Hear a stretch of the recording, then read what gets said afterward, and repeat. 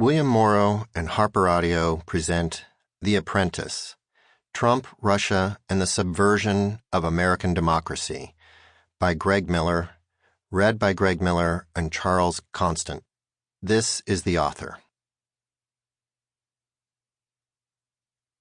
To Rebecca, Katie, Peter, and Cole, for Mom and Dad.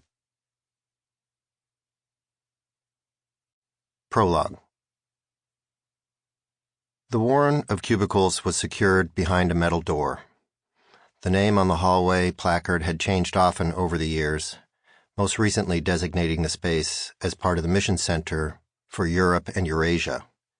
But internally, the office was known by its unofficial title, Russia House. The unit had for decades been the center of gravity at the CIA, an agency within the agency, locked in battle with the KGB for the duration of the Cold War. The department's prestige had waned after the September 11 attacks, and it was forced at one point to surrender space to counterterrorism operatives. But Russia House later reclaimed that real estate and began rebuilding, vaulting back to relevance, as Moscow reasserted itself. Here, among a maze of desks, dozens of reports officers fielded encrypted cables from abroad, and targeters meticulously scoured data on Russian officials, agencies, businesses, and communications networks the CIA might exploit for intelligence. Deeper inside was a conference room adorned with Stalin-era posters of heroically depicted Soviets, muscled soldiers and workers striding across fields or factories under the hammer and sickle.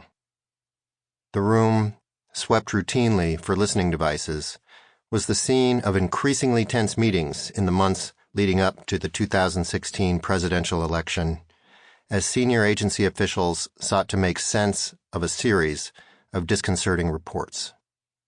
In late July, the agency had gained access to an extraordinary stream of information, showing that Russian President Vladimir Putin was himself directing the active measures operation aimed at disrupting the U.S. presidential race.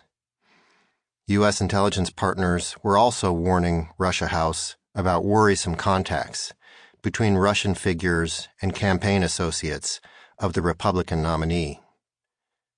Donald Trump's vigorous displays of admiration for the Russian leader only made things more bewildering.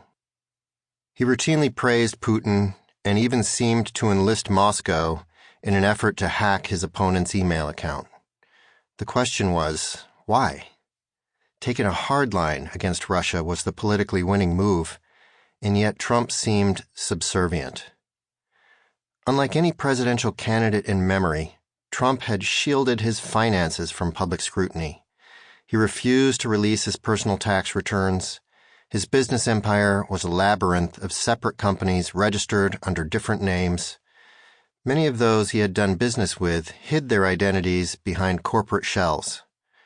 Some of his most prominent developments were deep in debt, though how deep and to whom was nearly impossible to discern.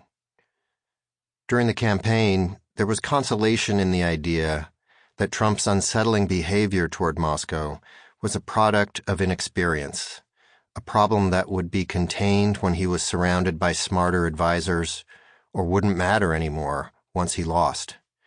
But those inside U.S. spy agencies were privy to alarming secrets that were not so easily shrugged off. Among them was that the Kremlin was actively seeking to help elect Trump. Russia House was the point of origin for that assessment, which would later be embraced by the U.S. intelligence community and infuriate the 45th president. The Kremlin's objectives began with sowing discord in American democracy, but broadened in mid-2016 to backing a specific candidate, who at this moment, his second day as leader of the free world, was making his way toward CIA headquarters. President Trump had barely been in office 24 hours when his motorcade departed the White House grounds for the 9-mile trip to the CIA's Northern Virginia campus.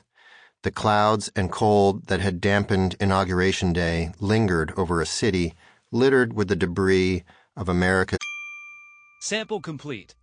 Ready to continue?